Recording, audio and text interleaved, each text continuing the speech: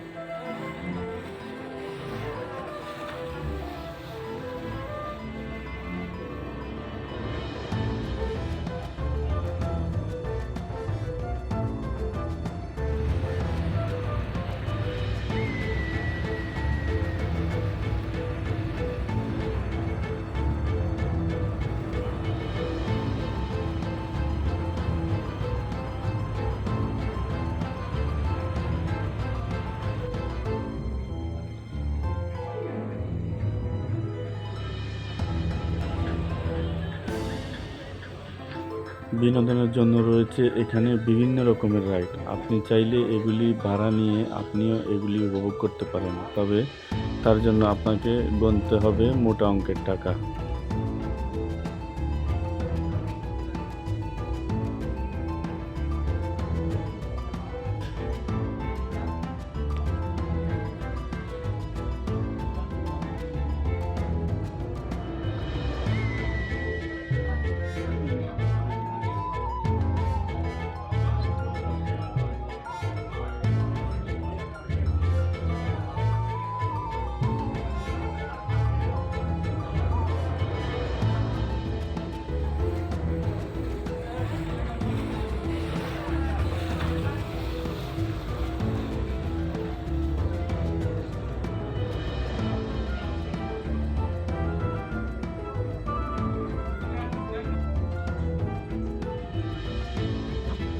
প্রায় ঘন্টা দুয়েক সময় আমরা সমুদ্রের পিঠ ভ্রমণ শেষে এখন দ্বীপের রাস্তা ধরে পায়ে হেঁটে চললাম। উদ্দেশ্য দেখব এই দ্বীপে বিভিন্ন স্থানে আর কি কি দেখা যায়।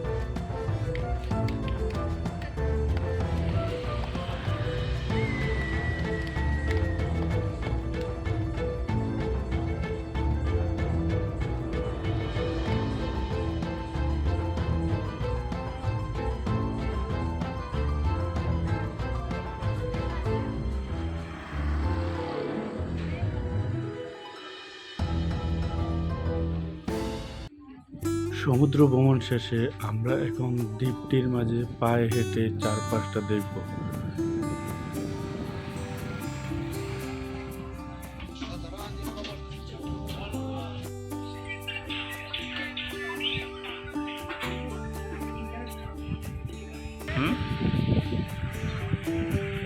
বিচের পাশেই গড়া হয়েছে বহুতল ভবন পর্যটকদের জন্য।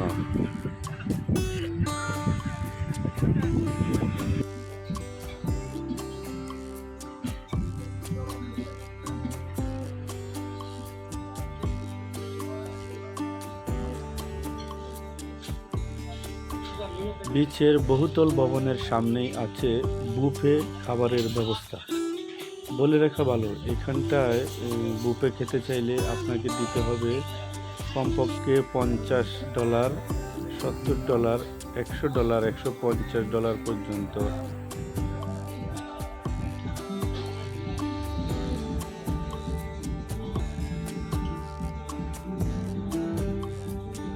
উন্নত বিশ্বের বিভিন্ন দেশ থেকে মানুষজন এখানে আসেন এবং খাবার খান, এবং এখান থেকেই আপনার বিচের যে দৃশ্যটা সেটা দেখতে পান, এবং খাবারের অনেক রকম আইটেম তারা উপভোগ করেন।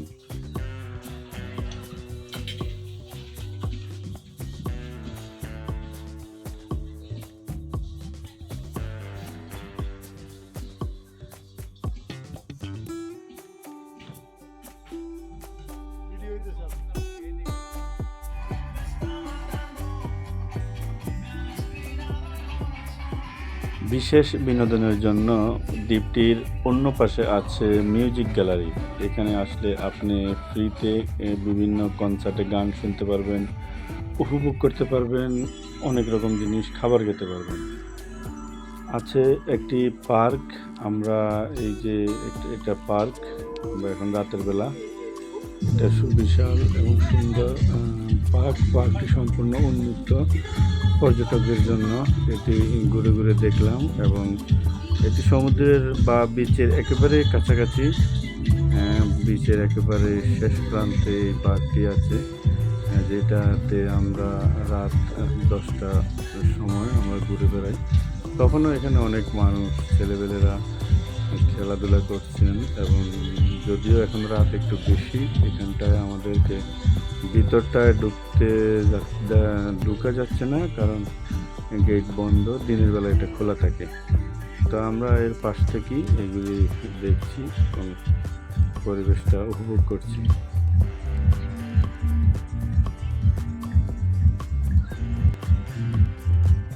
মালদ্বীপের এই মাপুসি দ্বীপে যতটুকু দেখলাম, আমার ধারণা মতে এরা পর্যটকদের আকর্ষণের জন্য অনেক সুন্দর এবং সাজিয়ে গুছিয়ে রেখেছেন।